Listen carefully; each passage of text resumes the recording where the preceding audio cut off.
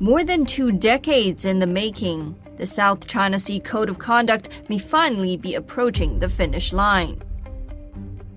This long-awaited agreement could be one of the strongest diplomatic breakthroughs in years and unlock a new era of stability in the South China Sea. But why has the Code of Conduct taken so long to finalize, and what is complicating the process? The story, however, began decades earlier.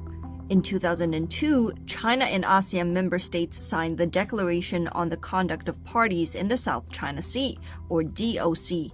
The agreement marked a collective effort to ease tensions surrounding long-standing territorial and maritime disputes that had intensified throughout the 1990s. It also laid out a longer-term objective, the eventual establishment of a code of conduct for the South China Sea. The Code of Conduct is essentially a continuation and development of the DOC. The two are part of the same process and cannot be separated. After the DOC was signed, it contributed to a decade of relative peace and stability in the South China Sea. That period of relative stability was later disrupted by renewed tensions, including a standoff involving the Philippine Navy and Chinese fishermen. The incident added momentum to efforts to formally launch consultations on the Code of Conduct in 2013. Martina Talegawa, Indonesia's former foreign minister who was closely involved in the process, told me the objective was never to resolve the disputes themselves, but to ensure incidents do not escalate into broader conflict. It's not a document that's trying to solve the disputes, but it's a document to say this is how we should behave, so there is no misinterpretation, miscalculation, misperception. The thing is, moving forward takes more than finding common ground. China and all ASEAN members also have to work through their differences, and that process has taken more than a decade.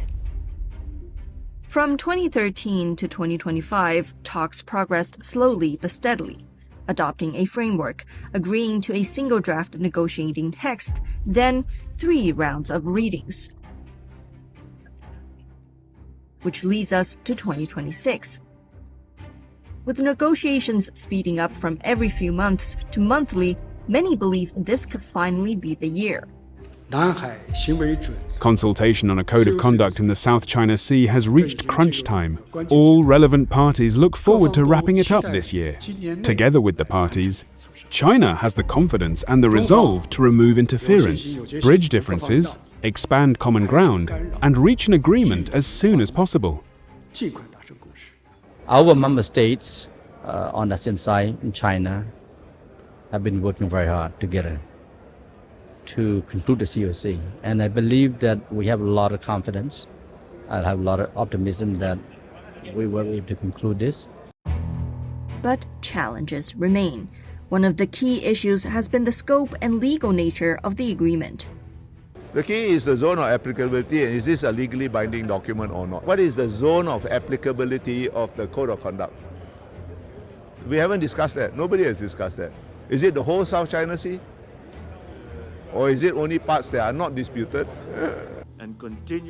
Another obstacle is regional tensions. As ASEAN chair this year, the Philippines says it's pushing for finalization. But Chinese analysts warn Manila could pursue its own agenda, risking the talks' progress.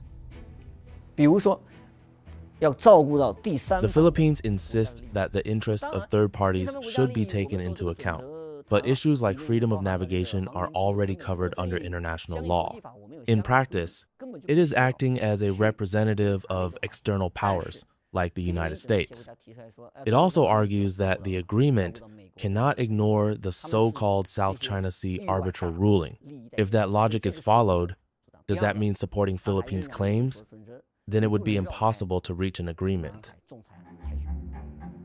Tensions continue to hang over the negotiations as maritime encounters involving Philippine vessels and aircraft in China persist. Recent remarks by the Philippine Defense Secretary directed at China have further raised questions about Manila's sincerity in the process. Within us, within ASEAN, there is no need for a code of conduct. The problem lies with the outlier. The comments quickly drew mixed reactions from regional experts. To be honest, I'm a bit surprised as well. But I think We don't need to single out any country. We have to appreciate the effort by many parties, including China. I'm just hoping that on behalf of ASEAN, Philippines also should see that there is other thing than just defending each other position so strongly, but there ought to be some compromise. Teodoro's remarks point to a potentially bigger problem. Can a code of conduct really work if countries like the Philippines don't trust it? That's why, while experts are positive about its impact, they say implementation is the real test.